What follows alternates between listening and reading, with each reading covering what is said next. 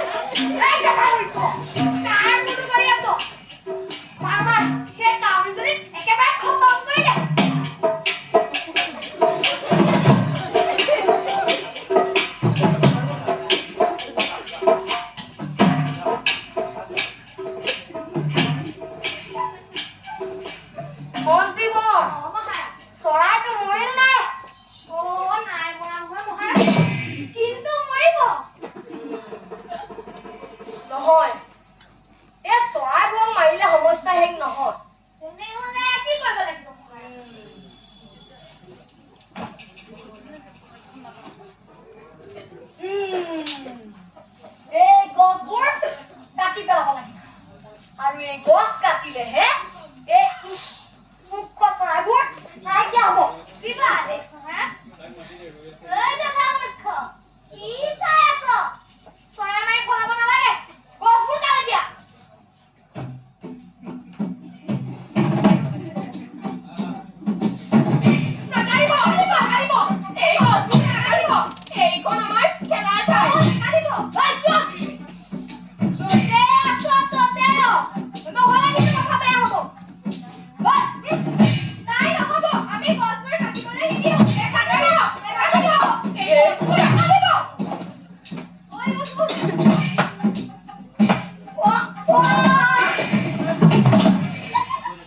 জীৱৰ সহায়